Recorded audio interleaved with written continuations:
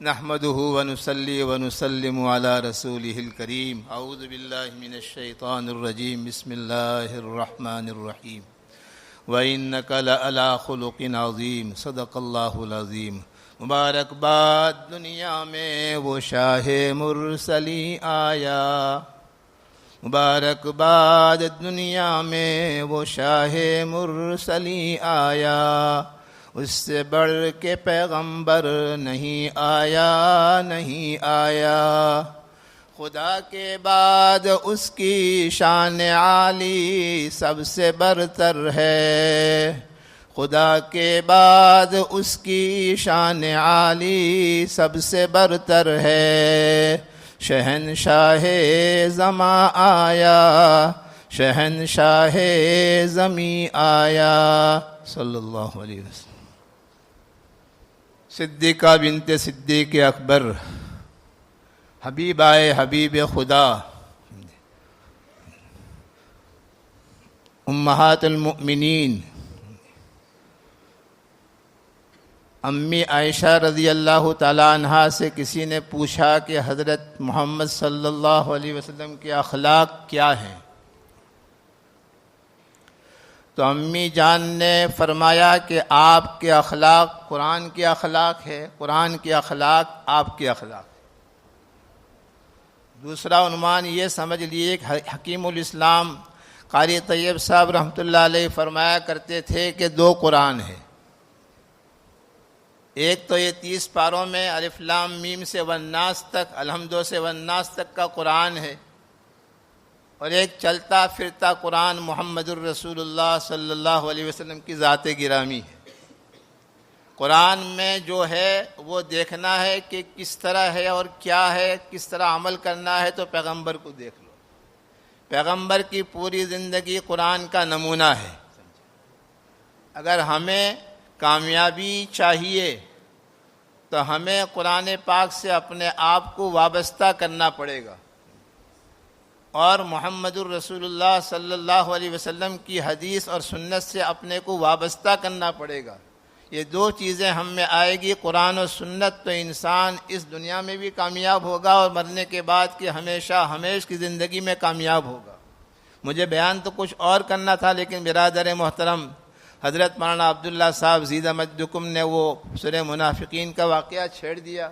میں نے کہا اللہ میں بھی اس میں سے کچھ باتیں ہی کر لوں تو وقت پورا ہو جائے گا. وقت ہے بھی نہیں، سمجھے، شاید قصہ بھی پورا ہو کہ نہ ہو، سمجھے.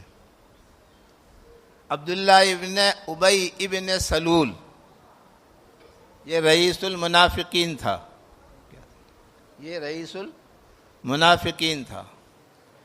یہ جھبا پہنتا تھا، لمبی داڑھی تھی، مسجد نبوی کے اندر نماز بھی پڑھتا تھا، پکا نمازی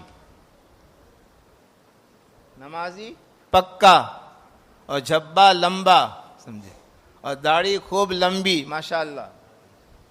لیکن اندر میں منافقت اور نفاق ایسا تھا کہ اللہ کے پیغمبر صلی اللہ علیہ وسلم کو کون سے وقت میں کون سی تکلیف پہنچانی ہے 24 گھنٹے میں کبھی اس سے وہ پیچھے نہیں ہوتا تھا. اس نے بہت کوشش کی، اس لیے کہ وہ سردار تھا حضور علیہ الصلوۃ والسلام کے مدینہ منورہ جانے سے پہلے، تو اس کی سرداری خاک میں مل گئی. اللہ کے پیغمبر تشریف لائے تو اس کا سرداری پناہ خاک کے اندر مل گیا، تو اس کے اندر حسد آ گیا، اور حسد کی بنیاد پر اس نے منافقانہ چال اختیار کی اور پوری زندگی پیغمبر کو ستایا. یہاں تک کہ امی جان حضرت عائشہ پر تہمت لگائی. اللہ کی بندی امی جان حضرت عائشہ 40 دن تک خون کے آنسوؤں سے روتی رہی.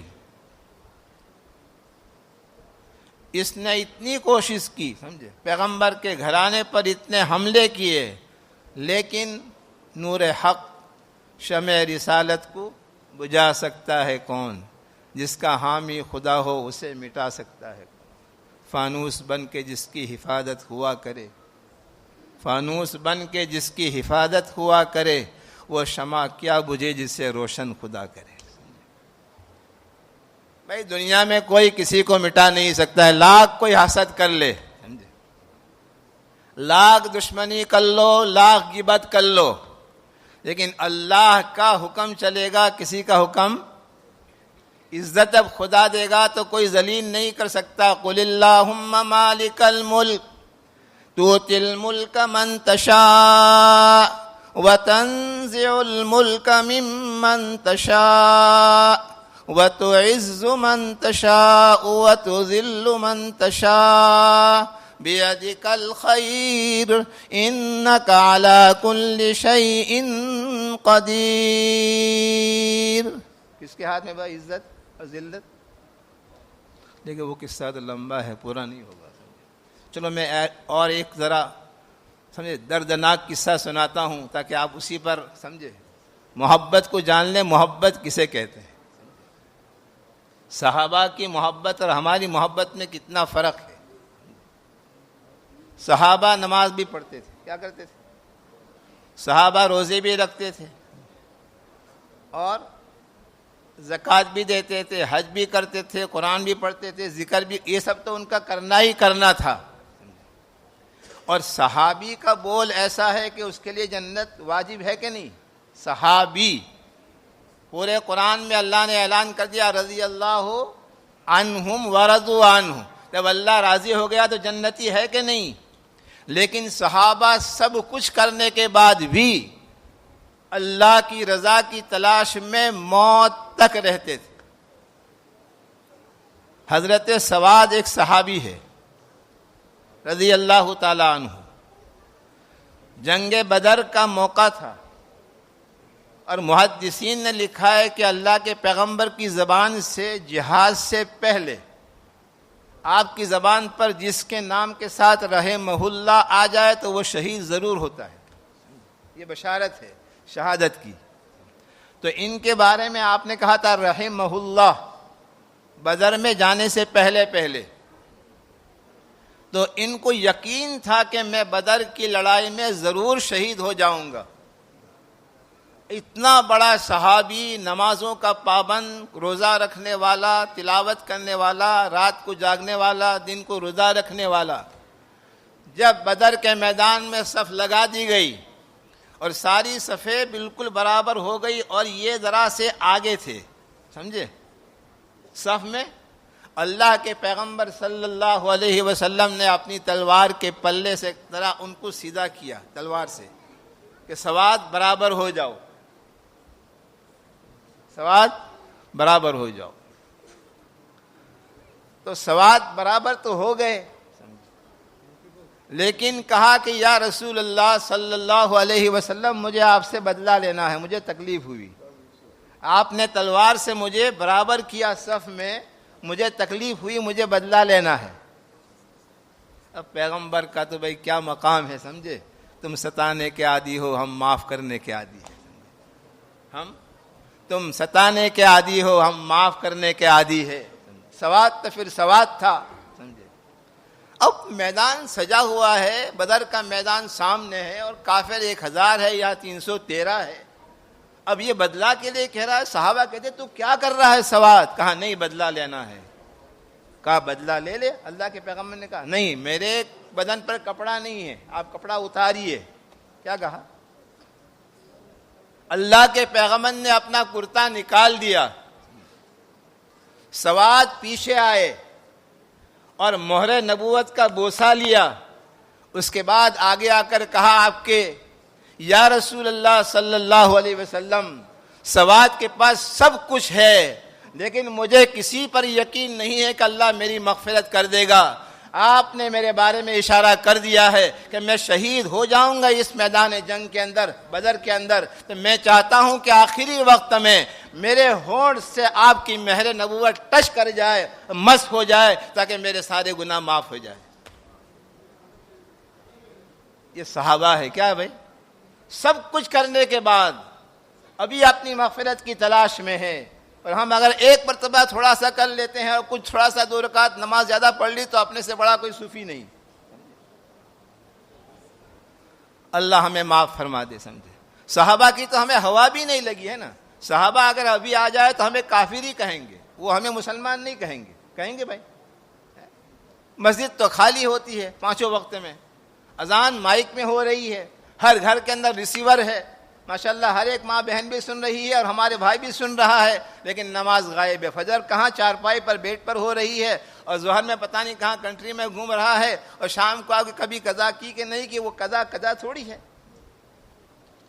بھئی اللہ رب العالمین نے ہمیں ایسا پیغمبر دیا ہے جس پیغمبر کی ہم قدر کرنے والے بن جائے کہ پیغمبروں نے اس امت میں پیدا ہونے کی دعا کی ہے. اللہ نے ہمیں بغیر مانگے اس امت کے اندر پیدا فرما دیا ہے. اس امت میں پیدا ہونے کا شکریہ یہ ہے کہ اپنے پیغمبر پر ہم فدا ہو جائیں اور ان کی ساری زندگی اپنے اندر اتار کر کے ہم دنیا سے جائیں اللہ کے یہاں پر، تاکہ ہم اللہ کے یہاں کہہ سکیں ہم قرآن سنت پر چل کر آئے ہیں. یا اللہ ہماری مغفرت فرما. وآخر دعوانا ان الحمد للہ رب العالمین. اچھا.